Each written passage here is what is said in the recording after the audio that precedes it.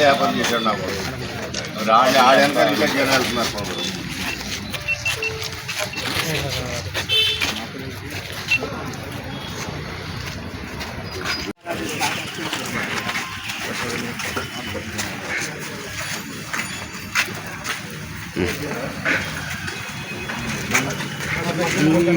ఇటు సైడ్ కొన్నాను అటు చివరి ఇచ్చారు.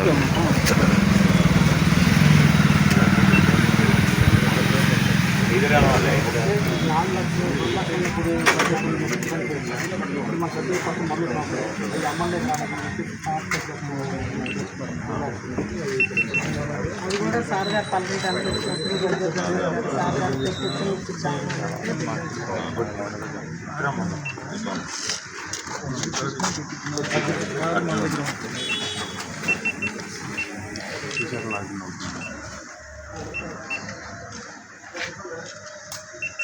ఓకే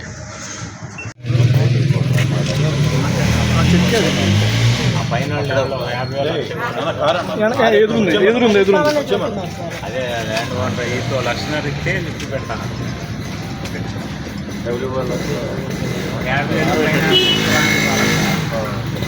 లక్ష ఏమో స్థలం ఇచ్చినాయి. 4 రూపాయలు ఇచ్చారు సార్. 3 ఇస్తామని 4 ఇచ్చారు సార్. ఎక్కడ పడుతున్నాం సార్ లక్షన్నర కట్టి లిఫ్ట్ పెట్టకుండా 4 ఫ్లోర్ ఇబ్బంది పడుతుంది. కంప్లైంట్ పెట్టారు. మీ దగ్గర ఏదో నేను అవినాష్తో మాట్లాడుకుంటాను లేచానంట. అతను తీసుకొచ్చి కూర్చోపెడతాను. సాయంత్రం దాకా వెళ్ళిపోతాను. ఆ అవినాష్ వస్తాడో ఆడేమో కూడా వస్తాడు.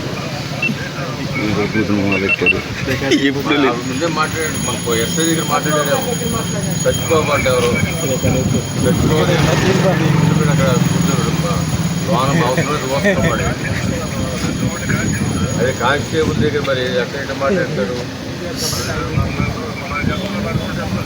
ఇప్పుడు చెప్పారు సార్. అతను తిప్పించి కూర్చోబెట్టాడు సార్. మళ్ళీ ఎవడొస్తాడు చూస్తాడు. మా పేర్లే ప్రసాద్ గారు చెప్తారు. అంతే కదా. అపాస్పాలవుతున్న పార్టీ వైఎస్ఆర్సీపీ పార్టీ. జడా శ్రావణ్ గారు మొన్న చూశారండి. చాలా విషయాల్లో తెలుగుదేశం పార్టీ కార్యక్రమం వ్యతిరేకించారు. డిఎస్సీలో మాత్రం తిట్టాడు వైఎస్ఆర్సీపీ పార్టీ. సంవత్సరంన్నర అయిన తర్వాత పేపర్ లీకేజ్ గురించి మాట్లాడుతాం. అది కాకుండా ఉద్యోగాలు ఇచ్చిన తర్వాత ఉద్యోగాలు ఇచ్చి అనేక మంది 16,000 మంది 17,000 మంది ఇస్తే నిజంగా అక్రమాలు జరిగితే లేకపోతే డబ్బులు తీసుకుంటే అది తెలియకుండా ఆగలేదు. ఇవాళ తెలుగుదేశం పార్టీ ఈరోజు కాదు 95 నుంచి నారా చంద్రబాబు నాయుడు గారు ముఖ్యమంత్రి ఉన్నప్పటి నుంచి కూడా ఒక డిఎస్సి ఎగ్జామ్ పెట్టినా లేకపోతే కౌన్సిలింగ్ పెట్టి ట్రాన్స్ఫర్ చేసినా కూడా ఎక్కడ కూడా ఒక రూపాయికి అవకాశం లేకుండా ట్రాన్స్పరెంట్గా చేసింది. ఈ రోజున మేము ఒక శాసనసభ్యుడిగా సీనియర్ శాసనసభ్యుడిగా ఒక మనిషిని ఉద్యోగం తెచ్చుకోగలగడం కానీ లేదా ఒక మనిషిని ట్రాన్స్ఫర్ చేస్తడం కానీ చేసే అవకాశాలు లేకుండా ఆయన సభలోనే లోకేష్ బాబు గారు చెప్పారు. టీచర్స్ విషయంలో లక్షలాది మంది ఉన్న టీచర్స్ సమాజానికి వాళ్ళు ఉద్యోగాలు చేసినా సమాజానికి అనేక మంది విద్యావంతులుగా చేసే వ్యక్తులు వాళ్ళ ట్రాన్స్ఫర్లో కానీ వాళ్ళ ఉద్యోగాల్లో కానీ ఎలాంటి రాజకీయ ప్రమేయం ఉండకూడదని చెప్పి చట్టం చేశారు. శాసనసభ ప్రజలంతా తేలికలేరు. నిన్న కర్నూలులో టీచర్స్ అందరూ కూడా భారీ ర్యాలీ చేశారు. ప్రతి టీచర్ కూడా స్పందించాల్సిన అవసరం ఉంది. వాళ్ళ టీచర్స్ యొక్క వ్యవస్థని మరి కౌన్సిలింగ్ ద్వారా వాళ్ళందరికీ ఎక్కువ మందికి ఇబ్బంది లేని ఒకళ్ళిద్దరూ ఇబ్బంది పడితే పడి ఉంటుంది. ఎవరికి ఇబ్బంది లేకుండా కౌన్సిలింగ్లో ట్రాన్స్పరెంట్గా ట్రాన్స్ఫర్ జరుగుతున్నాయి.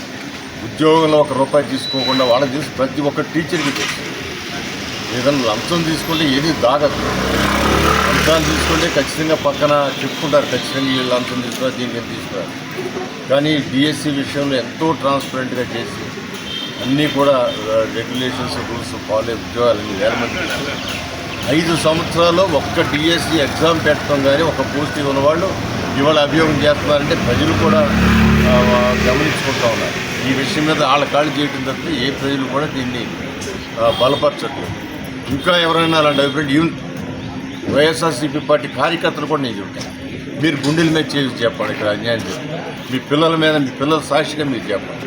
ఏదో మీ నాయకుడు చెప్పాడు, ఇక అబద్ధం మీకున్న ఆ నాయకుడి మీద ప్రేమో, లేదా ఆ పార్టీ మీద ప్రేమో, లేకపోతే తెలుగుదేశం పార్టీ మీద వ్యతిరేకతో మీరు వెళ్తున్నారేమో, కానీ మీ మనసుకు కూడా తెలిసి ఇక్కడ చిన్న అక్రమం కొడతారు. అందువలన ఈ ఊరేగింపులు చేసుకోండి, ధర్నాలు చేసుకోండి, ఏది చేసుకున్నా నిజంగానే ఉంటుంది, అబద్ధంగానే ఉంటుంది.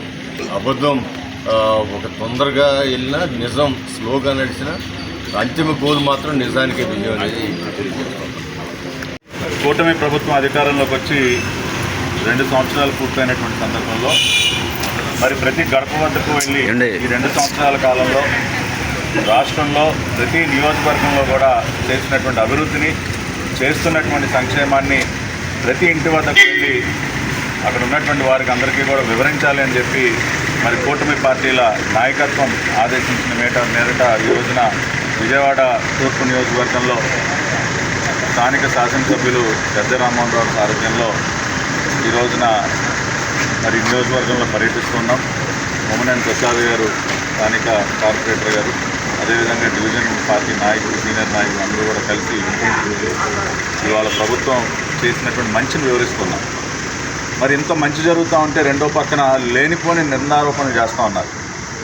డిఎస్సి పేరుతో 5 సంవత్సరాల పాటు దగా చేసి ఒక్క ప్రభుత్వ ఉద్యోగం కూడా ఇవ్వకుండా కొన్ని లక్షల మందిని నయవంచన చేసినటువంటి గొడ్డలి పార్టీ ఈ రోజున లేనిపోని నిందారోపణ. అవి కూడా ఆ సమయం కనుక మనం చూసినట్లయితే చాలా స్పష్టంగా వీళ్ళు ఎందుకు ఈ డిఎస్సి పైన బురద చల్లడం ప్రారంభించారో కూడా అర్థమవుతుంది.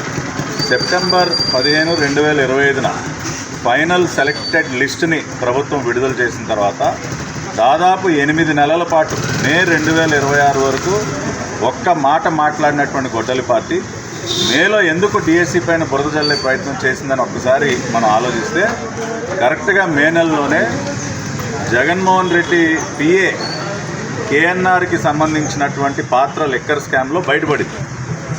కేఎన్ఆర్ ఖాతాలోకి దాదాపు 20 కోట్ల రూపాయలకు పైగా లిక్కర్ స్కామ్ ముడుపులు వచ్చి చేరాయని సిట్ ఆధారాలతో పట్టుకున్నది మే 2026.